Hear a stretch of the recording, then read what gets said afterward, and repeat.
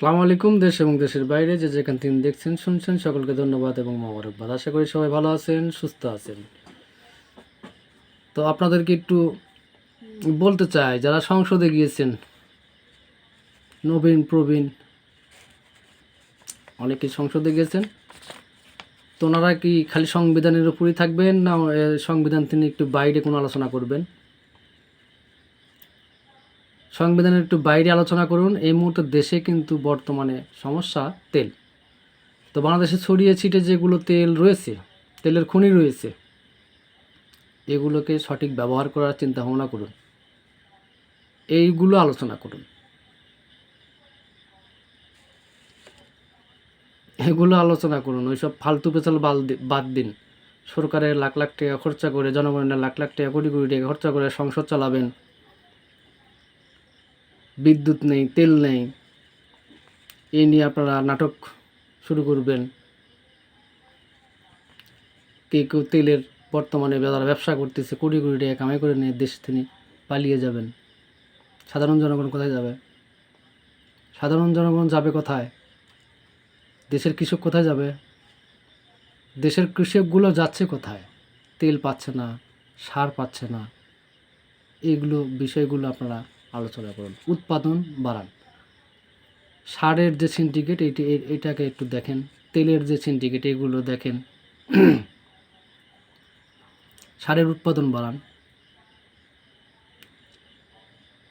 উৎপাদন বাড়াতে আপনাদের সমস্যা কোথায়? বলবেন যে তেল লাগবে, গ্যাস দিয়ে বলে হয়? তো গ্যাস তো বাংলাদেশেরই। গ্যাসগুলো যাচ্ছে কোথায়? আজকে গ্যাস কিন্তু, গ্যাসের দামও কিন্তু 100 টাকা লিটারের কাছে, 60 টাকা লিটারের গ্যাস।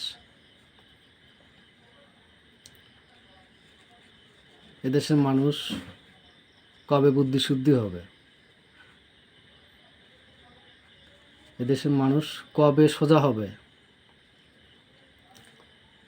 কেন এগুলো আপনারা দেখবেন না, দেখভাল করবেন না? অনেক মেধাবী ছাত্রছাত্রী আছে দেশে, তাদেরকে কাজে লাগান। বর্তমানে যেগুলো খনিগুলো পরিত্যক্ত অবস্থায় পড়ে রয়েছে, এগুলো তিনি আপনারা গ্যাস তেল আহরণ করেন, এগুলোকে সচল করেন।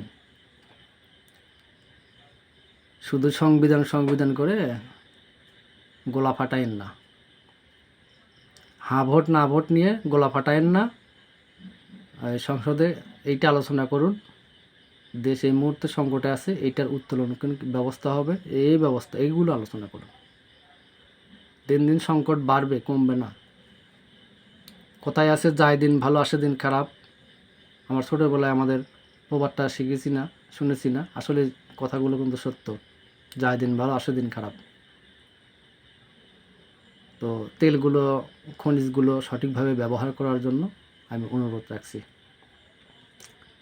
যদিও আমার এই ভিডিও হয়তো আপনাদের কাছে যাবে না, কোনো এমপি মন্ত্রীর কাছে যাবে না, কোনো সংসদ নেতার কাছেও যাবে না।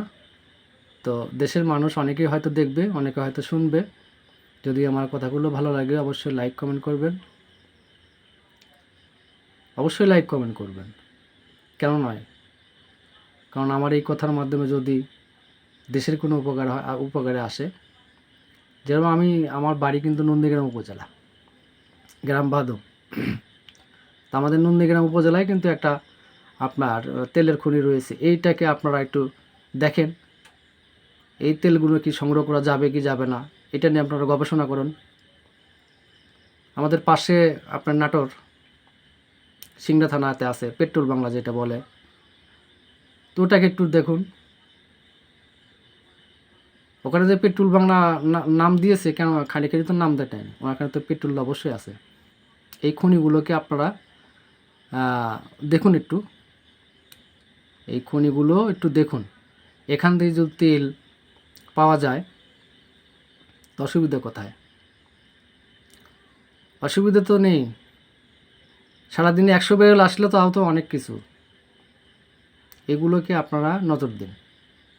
সারা বাংলাদেশে অনেক খনিজ সম্পদ রয়েছে, তেলের আছে, পেট্রোলের আছে, ডিজেলের আছে, আপনি যেটাই বলেন, গ্যাসের আছে। এগুলোকে সঠিক ব্যবহার করুন, এই প্রযুক্তি দিয়ে সঠিক ব্যবহারটা করুন, দেশ এমনিই উন্নত হবে। আপনাদের উন্নতি বলে চিল্লাতে হবে না তো। কর্মসংস্থানের ব্যবস্থাটা ঠিক রাখুন, বেকার সমস্যা দূর করুন, কৃষকের দিকে লক্ষ্য রাখুন,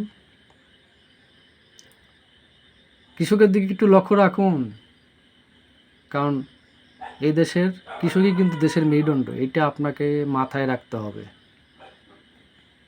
তো ধন্যবাদ, ভালো থাকুন, সুস্থ থাকুন, আল্লাহ হাফেজ।